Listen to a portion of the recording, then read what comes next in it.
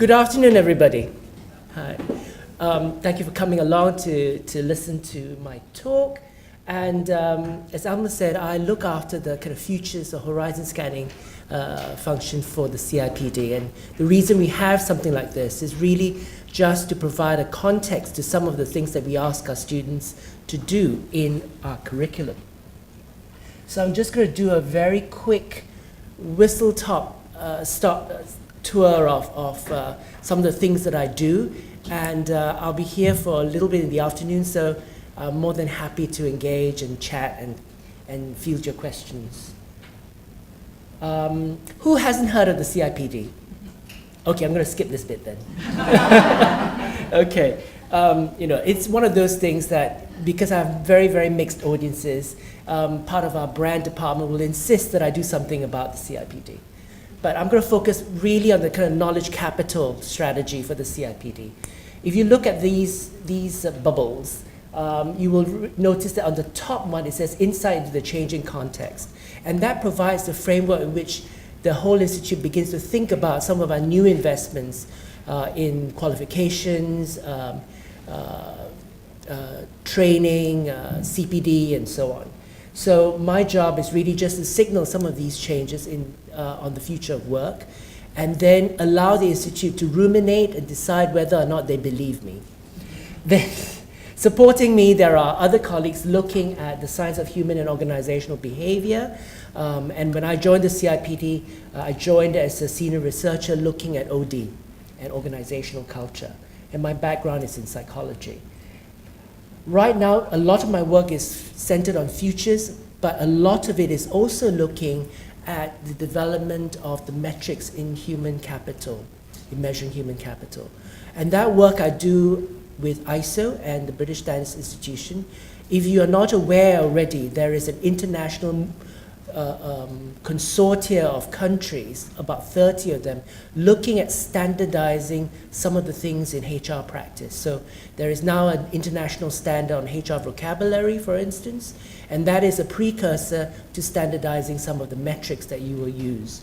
I'm at the moment drafting the turnover and retention metrics for ISO, and once agreed by these 30 countries, that will be the default metric used by a lot of companies who provide HR services to companies. And so a lot of these metrics will be computed automatically as information for HR practitioners. And so these are kind of the foundational investments we make. And then at some level, it then filters down into HR practice, learning, CPD, training modules, and so on. You may already be familiar with this slide, which is something that the CIPD started this sharing with its members about a year and a half ago. We started working with the Center for Evidence-Based Management, and we're signaling to our members that going forward, we would expect our members to be more evidence-based in the way that they make decisions. What we do ask is that they understand the different kinds and quality of data, and then decide how much weight they're able to put on that data. What we also say, and we're in an academic environment, is that empirical studies that have been replicated, we would consider that good evidence. But oftentimes, empirical work is not available for particular questions that the organizers might have. And what we ask them to refer to is the best available evidence. So these are the sources we flag up to our members. And this is the process in which we ask them to go through. As all of you have gone through a master's at least, you should be familiar with this process already. And I'm taking the opportunity to flag up what has become a very successful conference sponsored by the CIPD. It is now going to its 4th year, and it's the CIPD Applied Research Conference.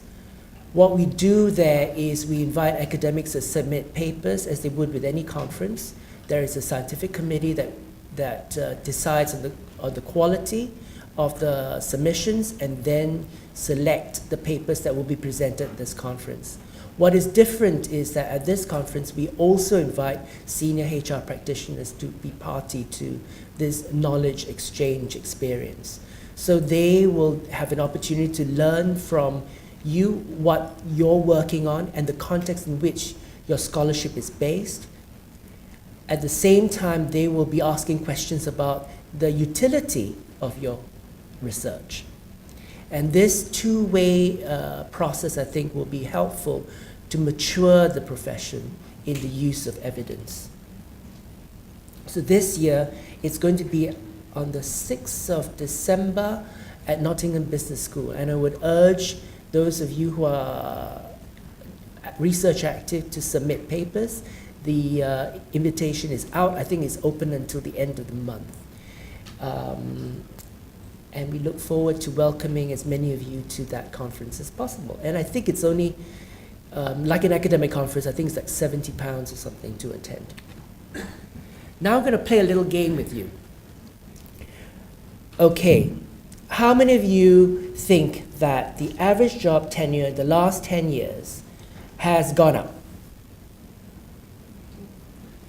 Okay, one. How many of you think it's more or less the same? Okay. How many of you think it's gone down? Okay, so overwhelmingly down. This is the data from the OECD.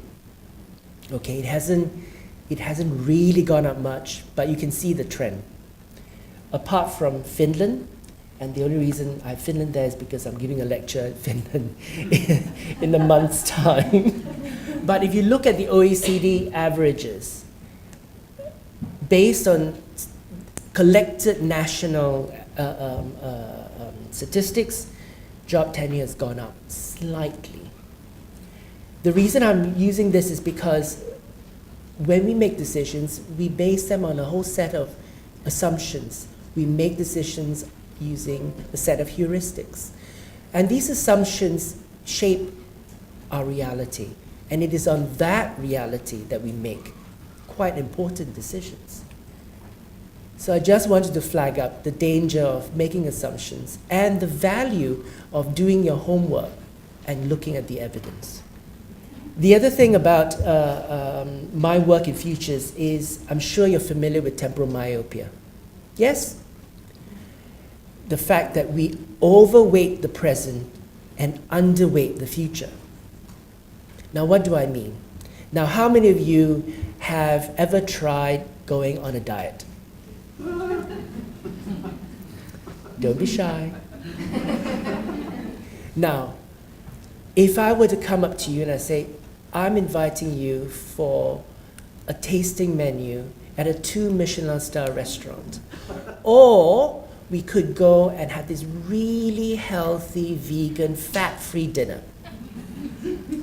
Now, given that it's on me, what would you go for? Exactly. And forget about the long-term consequences, right? So with everything else, with health, everything that's pleasurable is fattening. And,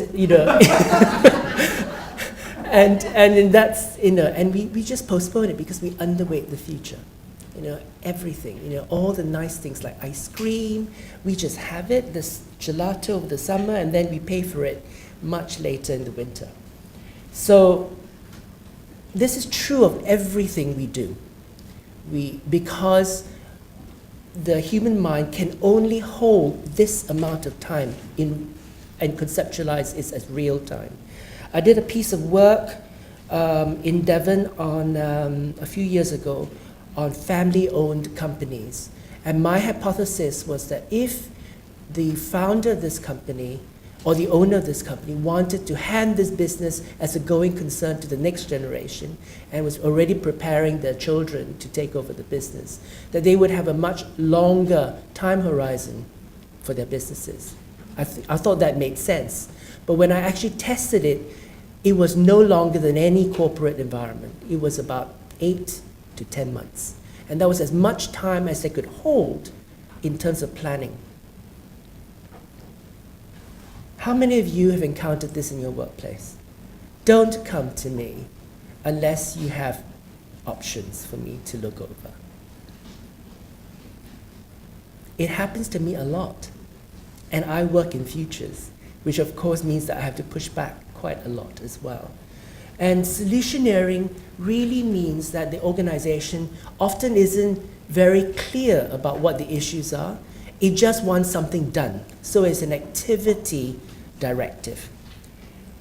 But as you know, this holds problems downstream because you have no time to look at the consequences of the intervention. And that's where the value of futures research comes in. It very much probes the reason that you're asking for this intervention and what exactly is it that you're trying to address. If you look at the things I've already said, temporal myopia, assumptions, and of course, if you know Daniel Kahneman's work, framing, all of these affect that particular instruction to do something about it. So how good can that directive be, given that you have no sight of the consequences of your actions? So some industries, which are very, very long-term, look at using futures to plan ahead 20, 30, 40, 50 years.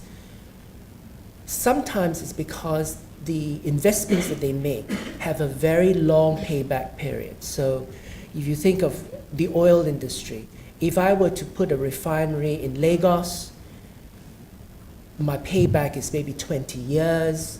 And if I don't take into consideration political, social, environmental issues, over the course of its payback period, I may never get my money back.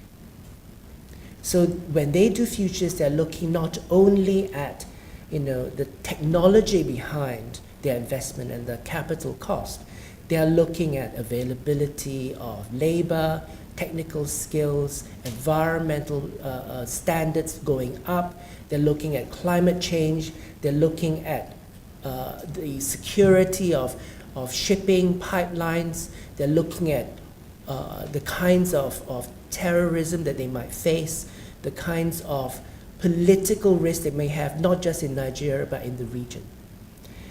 So they will ask all kinds of questions to factor in before they answer the question, what is the cost of that investment? And this is an example of, if you're looking at the cost of energy, you would be looking at all these drivers. So when I do my work as a futures researcher for the CIPD, I'm very conscious that it's very fashionable to start talking about AI, machine learning, automation and stuff. And you've probably had your fill of the talks that talk about these issues. But what I find very interesting is that people don't often talk about the past and how significant those decisions taken and those investments made in the past have on the future.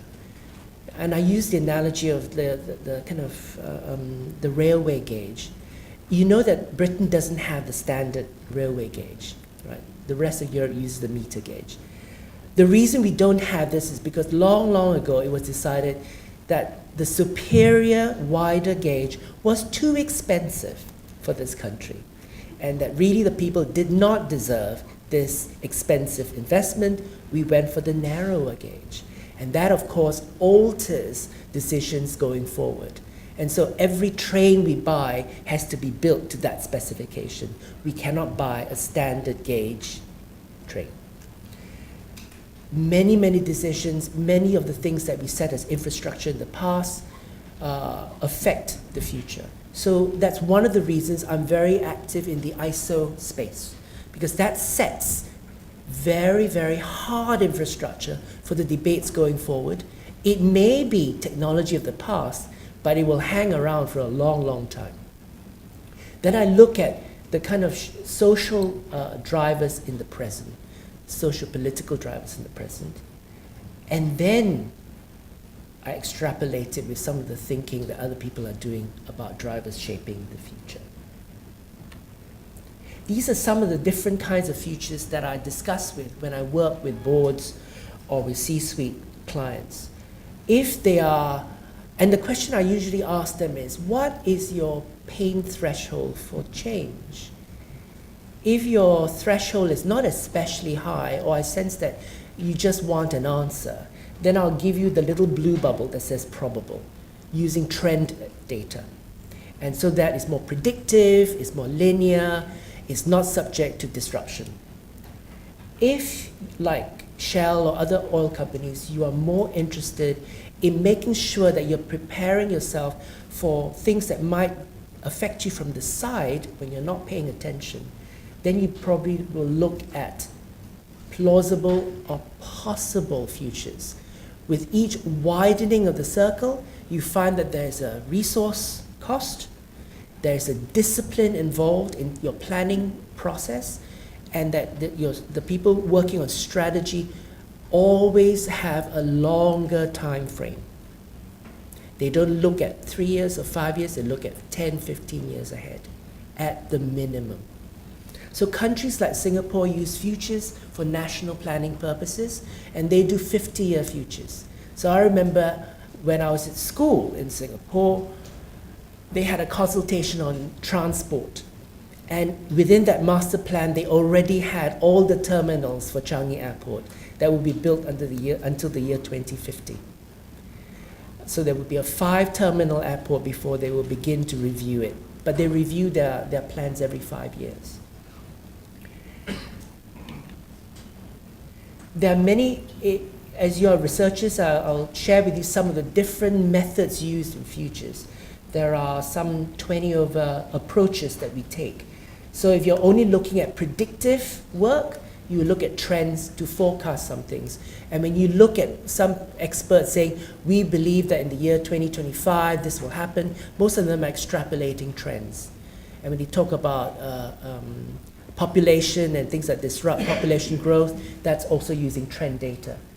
If I'm interested in exploring a particular question using expert judgment, I would use a Delphi panel. And I'm right now doing another Delphi study in Malaysia, looking at their talent and workforce configuration for the next 15 years.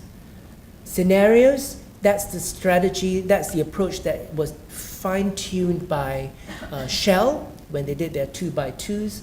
What they do is they use two axes, 2 different drivers, and then from those drivers, they begin to explore alternate futures.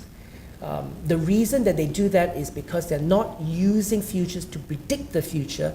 They're exploring all kinds of possible risks and opportunities, and then deciding what resources they will put in place to build contingencies and red flags to respond to it.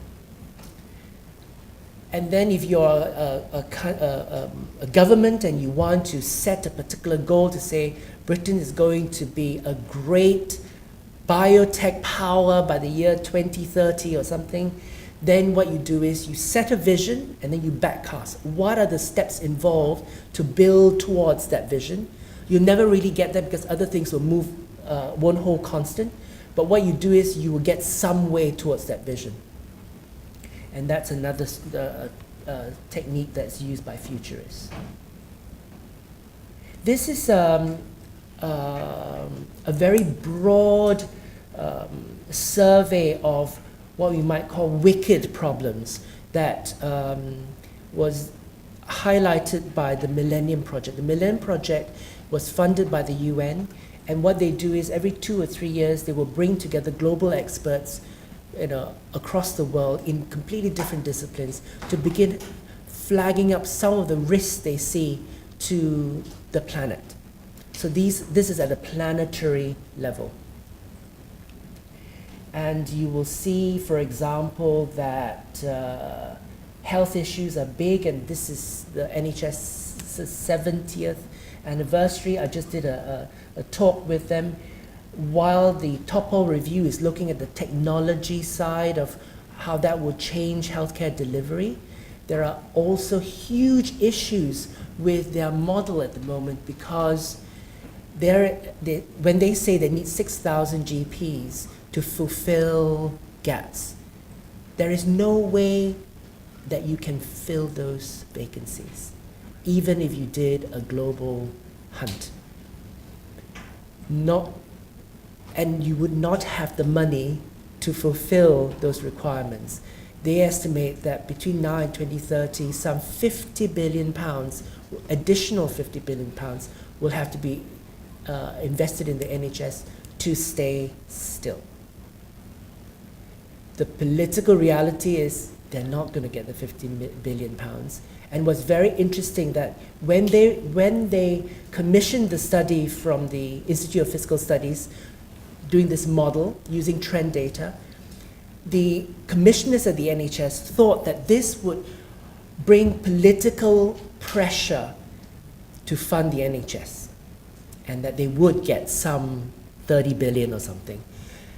And then I said, don't you think that this intervention could also be the beginning of the breakup of the NHS and the privatization of the services, the restriction of its scope? And they seemed genuinely surprised that an intervention that they thought would only have one outcome could have several. And that's my job, to look at all the things that you need to extrapolate to see how these kinds of interventions can play out. So you may have a great report, but the report can easily backfire. This is a piece of work that I did in Singapore 3 years ago, where we worked with a think tank, a government-funded think tank, to begin to imagine the success of their talent in 15 years' time. And what we did was we asked them what they understood was talent, and talent is a kind of business word rather than a research term. It's conflated with so many things, it's ambiguous, it's difficult to pin down. But given that we were speaking to Delphi experts in a variety of fields, we had people who were economists, philosophers, trade unionists, student trade union members, sociologists, bankers, politicians, all asking them these questions with their own particular agenda, their own particular blind sides, but also the opportunity for them to be challenged by other experts using different lenses. And then we asked them what the drivers shaping the context for Singapore would be in the next 15 years. These were the methods, the futures methods we used in the study. These were some of the drivers that emerged in the study. And of particular interest is the part on culture. So Singapore has got full employment and has had for several decades, except for 2 recessions. So there is a consequence to that kind of economy where people feel entitled to a good job. They are very risk averse. There's no reason why, if you're very well educated, you wouldn't walk into a good job and expect it. So what are the chances for people taking more risks, entrepreneurial activity? So there are consequences for the country going forward, and the government is well aware of that. So using the trend data plus some of the drivers that we identified from the Delphi panel, we created 4 scenarios. And what we did in these 4 scenarios was then use the 2015 configuration of what was talent against these scenarios, and then ask the questions, would they survive in those environments? So the first one is based on trend data, familiar. The second one, no one is an island, is where technology disintermediates a lot of professional services. And as you know, Singapore's economy is based largely on professional services, legal, accounting, logistics, and so on. And the kind of socio-economic dislocations that will have. Then Fortress Singapore is where Singapore devotes most of its human capital investments on defense, not just physical defense, but also cybersecurity. And so you have a very different national shape to your human capital. And then 4, where Singapore takes a more kind of Marshall Plan approach to its region. They've had a regional environmental disaster, and then Singapore helps them to rebuild the Southeast Asian economies over the next 30 years. Not for fully altruistic reasons, of course, because then when you set the standards for these countries, they then kind of trade follows through, and Singapore retains market access permanently. So some of the things that these 4 scenarios threw up. that were common. So they all explored technology, they explored issues of surveillance and privacy, they looked at what would the demands made on leadership as a construct, given that these changes would take place in the societies, and then what kinds of shifts in governance will be required at organizational level, societal level, and in government. I wanted to flag this up to you because you may or may not know that the Royal Society did a post-Brexit set of scenarios for the UK's research and innovation environment. This is a standard 2x2, so it's not everything, but the Royal Society wanted to begin the conversation in the UK. Of course, it's failed, but never mind. You know, what they've tried to do is to flag some of the risks and opportunities present in this time of uncertainty. It's online, so you can actually find it. It was devised by a team that I know very well at the School of International Futures. I've lectured in their school. And what they do is they look at a situation where the two axes that they explore is access to international funding and access to international talent, two axes. So low access to international talent, low access to international finance, funding for research and innovation, and on the other side you have high access to international talent and high access to, so you can imagine the configurations for that. And the scenarios actually explore some of the social dislocations resulting in a dysfunctional higher education sector. Now, I hope you've had a chance to kind of think through the value of looking long term, taking the long view. So for me, working with organizations, it helps them to build a vocabulary, a common vocabulary across different functions and different agenda to begin their strategic conversations. It also forces them to be more data-driven, more evidence-based in the way that they think and make decisions. And then when they do the strategic planning, they have a basis on which to review that strategy because they have a baseline. So this is not an unusual process. Ultimately, it boils down to problem definition. What is your question? And actually getting that right. Because as you know, if I send something, a spacecraft to the moon, and I start with a 1 degree deviation, I'm not likely to land on the moon, right? You're going to be way, way off. A small little error at the start. And I'm very particular that when I supervise students that the question is appropriate and the scoping is right. Because otherwise, we'll end the whole summer on a wild goose chase. This is some of the things I do at ISO. There is a workforce planning standard which allows you to ask questions. It doesn't tell you what to do, but asks you questions that you must consider, including what part of it will be automated and how are your people going to interact with technology as part of your workforce plan. And this is a standard workforce planning template. The only reason I flagged this up is because they have the ability to run scenarios within it. So you can do different configurations, know what your cost is, headcount, and where your capability shortages might be. I think that's a signal for me to stop. Okay, I think, is that it? I think that's it. They won't let me go forward. So I just wanted to use this time to show you, to demonstrate the value of futures work, certainly in my world, and to take the long view, and that there are actually disciplines behind framing the future, not just this kind of, ooh, the CEO feels it's going to be like this, so let's just follow it, which is not satisfying for me, nor for the people who have to execute those directives. Thank you very much.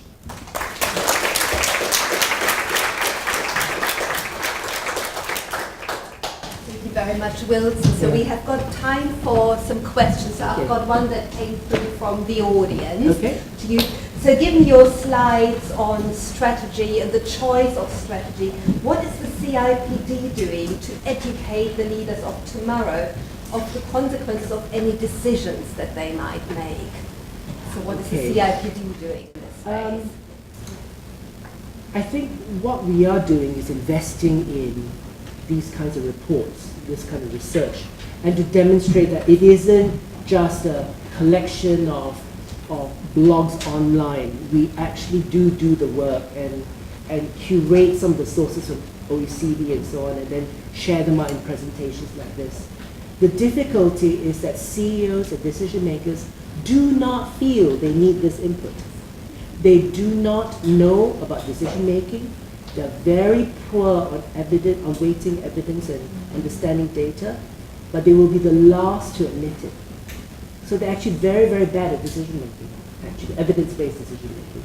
And it's very hard for CIPD to say, I'm sorry, but you're incompetent. So we do it in a softly way. We actually do say that these are the things that you should include in your development. Yes? I asked that question, and in actual fact it was prompted by the set of Millennium Challenges which have been presented globally, and I'm not sure that very much, apart from the technology piece, has had any investment. Women are still not properly represented either in boards or senior management. They are discriminated against in terms of childcare. Pollution is still bad. Decision making surely must be the big thing to concentrate on in schools like Harvard, which charge fortunes for their leadership development. But the structure is how well are you going to do every quarter, as opposed to how well you're going to do in 20 years' time. There isn't this view that you have to have kind of intergenerational equity in terms of your decisions. And that's where futures work is used by UN agencies. They are trying, but the political muscles are too short term. Even, for example, one of the things that they raise is water. And London has been identified as the 8th global city at risk of water scarcity. By the year 2040, we will have regular water outages in London if no further investment is done apart from the linear investment that they do now. I mean, think about it, we will have no water in the capital city. So a great statistic, right? Yeah. There's another question. Hi, I'm a CIPD member, so thank you for being the talk. I like the bit you were saying about moving the institution more over to evidence-based practice. The query I have is, I tend to operate in the innovation and early adopter space, so how do you square the circle of evidence-based when you're actually starting out from a place of innovation and innovating? So what sort of things would you recommend that we put in place to actually build an evidence base, because there hasn't been one in the past because you're innovating? Okay, that's a completely different space as opposed to standard practice, and you would use in innovation, and certainly in my area, what we would do is look very, very carefully at the kind of organizational outcomes, challenge those, and then look at the long-term consequences of the strategy. Because in innovation, your role is not to secure the status quo. Your role is to subvert the status quo. Otherwise, it's not innovation.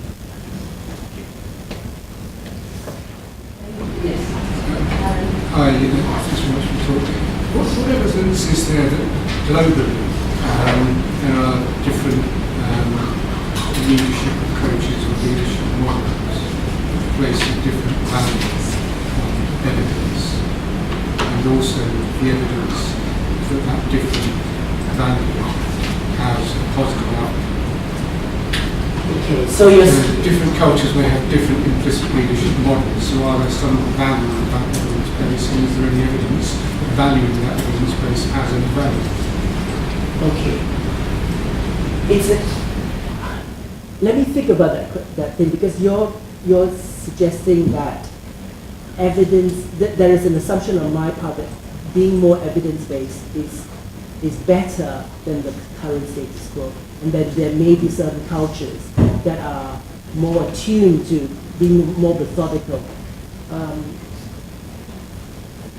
My experience is that it's actually very close to the person and their training and their inclination. If they have been successful in applying evidence to their career development progression, they tend to use that formula. Other people will use power, dynamics, and all the other things that are useful for progression. So, I mean, in a very crude sort of way, I'm just kind of responding at first instance to your question. But I'll think about it. One more. Hi, I'm a lecturer in organisational behaviour, power limits at London University.